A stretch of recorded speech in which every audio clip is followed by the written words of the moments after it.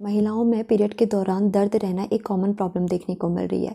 Period के दौरान बहुत ज़्यादा दर्द होता है और 90% से ज़्यादा महिलाएं इससे सफ़र कर रही हैं। ये कॉमनली देखने को मिल रहा है तो हम इसे नॉर्मल मान चुके हैं, लेकिन ये नॉर्मल नहीं है। कोई भी चीज़ अगर वो कॉमन होती है तो वो नॉर्मल नहीं होती है। पीरियड अगर पेन फ्री है, क्लॉट नहीं आ रहे हैं, ब्लीडिंग बहुत ज़्यादा नहीं हो रही है, बहुत लंबे समय तक नहीं हो रही है और डेली एक्टिविटीज़ के जो भी आपके रूटीन वर्क हैं वो हैम्पर्ड नहीं हो रहे हैं, बल्कि आप उन्हें इंजॉय कर रहे हैं उन सारी चीज़ों को, तो ये इंडिकेट करता है कि आपका पीरियड हेल्दी है, नॉर्मल है। तब आपको ये वीडियो देखने की ज़रूरत नहीं है।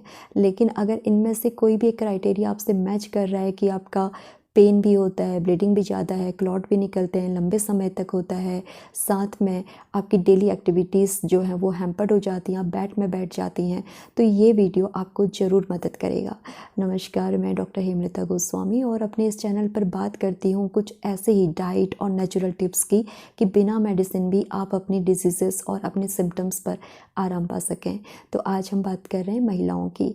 तो महिलाओं से सबसे पहले मेरी रिक्वेस्ट है कि आप अपनी फेमिनिटी को एक्सेप्ट करना शुरू कर दें, क्योंकि मेटाफिजिकल कॉज देखा गया है। यूट्रस से रिलेटेड कोई भी अगर डिजीज़ आती है, सिम्टम आती है, तो उसका कॉज होता है कि अपने आप को एज ए फीमेल एक्सेप्ट नहीं कर पाना। तो गर्व करिए कि आप फीमेल हैं और आपके अंदर एक ऐसा ऑर्गन दिया है ईश्वर ने जिससे कि आप एक नए पर्सन को, एक नए इंसान को जन्म दे सकती हैं। तो ये बहुत बड़ी क्षमता है हम महिलाओं के अंदर कि हम एक अच्छा मीडियम बनाया है। तो अपनी फेमिनिटी को एक्सेप्ट करिए और अपने वुमेनहुड को एंजॉय करिए। 5 टिप्स जिनसे कि आप अपने पेन में आराम पा सकती हैं। सबसे पहला टिप, हमें ध्यान देना होगा हार्मोनल इम्बैलेंस पर, क्योंकि जब प्रोजेस्टेरोन एस्ट्रोजन इम्बैलेंस होता है तो तब हमें ज़्यादा दर्द देखने को मिलता है। क्यों, समझते हैं। जब एस्ट्रोजन एक्सेस होता है तो यूट्रस की अंदर की जो दीवार है एंडोमेट्रियम, वो ज़्यादा थिक हो जाती है और अगर ये ज़्यादा थिक होगी तो पीरियड के दौरान शेड ज़्यादा करेगी, ज़्यादा टूटेगी ये, और इसकी वजह से कॉन्ट्रैक्शन ज़्यादा करना पड़ेगा यूट्रस को और ज़्यादा दर्द महसूस होगा। तो एस्ट्रोजन को बैलेंस करने के लिए सबसे पहले आपको अपनी डाइट में ग्रीन लीफी वेजिटेबल, हरी पत्तेदार सब्जियां खाना शुरू कर दीजिए।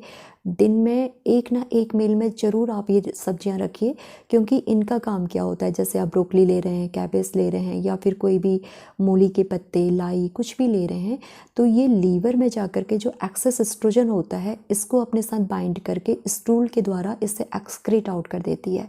तो अगर ये एक्सेस एस्ट्रोजन आपकी बॉडी से निकल जाएगा तो एंडोमेट्रियम एक्सेस थिक नहीं होगी और जिसकी वजह से बहुत ज़्यादा शेडिंग या फिर यूट्रस के कॉन्ट्रैक्शन नहीं होंगे, आपको नेचुरली आराम मिल जाएगा। सेकेंड, हेल्दी फैट, क्योंकि फैट में हमारे हार्मोन सिंथेसिस होते हैं, तो हमारी डाइट में हेल्दी फैट अगर होगा तो हार्मोन अच्छे से रेगुलेट होंगे। तो नट्स, सीड्स लेना ज़रूर शुरू करें। 5 बादाम, 2 अखरोट भिगोए हुए डेली खाना शुरू कर दें। चिया सीड पानी आप ले सकते हैं, स्मूदी में डाल सकते हैं। फ्लैक्स सीड को आप आटे में गूँथ के ले सकते हैं या स्मूदी में ले सकते हैं, लड्डू बना सकते हैं। किसी न किसी फॉर्म में हेल्दी फैट को ज़रूर ऐड कर लीजिए, क्योंकि जितनी अच्छी आपकी फ़ैट की डाइट होगी उतने अच्छे से आपके हार्मोन्स रेगुलेट होंगे। अगर आपके आसपास ऑर्गेनिक काऊ घी अवेलेबल है तो एक चम्मच घी भी आप खा सकती हैं, क्योंकि बहुत ज़रूरी है महिलाओं की स्किन, यूट्रस और जॉइंट हेल्थ के लिए घी का शामिल होना। And third, vitamin D. Vitamin D भी हमारे हार्मोन सिंथेसिस में बहुत हेल्प करता है। तो विटामिन डी के लिए सनलाइट तो आप ले ही लें, साथ में कुछ खाने जैसे कि आप मखाना ले सकते हैं, मट्ठा, दही, मशरूम और नट्स, सीड्स, यहाँ से टोफू ले सकते हैं। यहाँ से अपने विटामिन डी को आप ज़्यादा से ज़्यादा इंक्रीज़ कर सकते हैं। इवन जैसे अगर आप वर्किंग वूमेन हैं या फिर आप स्कूल गोइंग हैं, आपके पास समय नहीं रहता इतना ज़्यादा हेल्दी खाने का, तो पीरियड से 15 दिन पहले अपने ऊपर काम करना शुरू करिए, ताकि आप रेगुलर वे में अपने पीरियड पर काम कर सकें और आपको दर्द महसूस ना हो।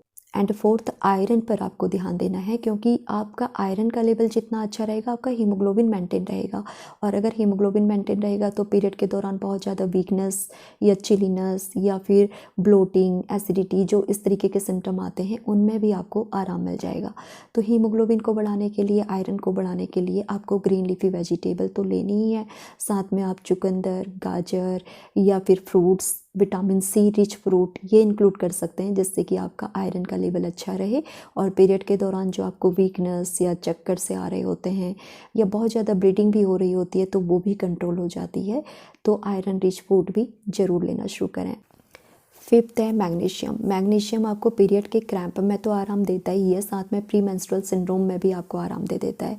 अगर पीरियड से पहले एक्ने हो जा रहे हैं, हेयर फॉल हो रहा है, माइग्रेन हो रहा है, हेडेक रह रहा है, वर्टाइगो, मूड स्विंग हो रहा है, तो इन सिम्टम्स में भी मैग्नीशियम से आप आराम पा सकते हैं। तो मैग्नीशियम के लिए आप नट्स को इंक्लूड कर सकते हैं। सीड में स्पेशली कद्दू के बीज, 1 चम्मच कद्दू का बीज आपको बहुत ही आराम दे सकता है, तो इसे भी ज़रूर इंक्लूड करें। और ग्रीन लीफी वेजिटेबल में भी मैग्नीशियम होता है। ये तो थे 5 पॉइंट। फर्स्ट पॉइंट था कि आपको ज़्यादा से ज़्यादा सब्जियां खानी है ताकि प्रोजेस्टेरोन एस्ट्रोजन बैलेंस रहे, हेल्दी फैट लेना है, विटामिन D3 पे ध्यान देना है, आयरन रिच फूड को इंक्लूड करना है, मैग्नीशियम को बढ़ा लेना है।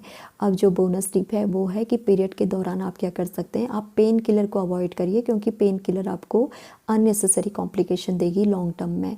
आपको करना क्या है, आप कैमोमाइल टी ले सकते हैं, यूट्रस के कॉन्ट्रैक्शन में आराम मिलेगा, या फिर हर्बल टी बना सकते हैं, या फिर आप अदरक का पानी ले सकते हैं, गुड़ के साथ एंजॉय कर सकते हैं, या दालचीनी का पानी।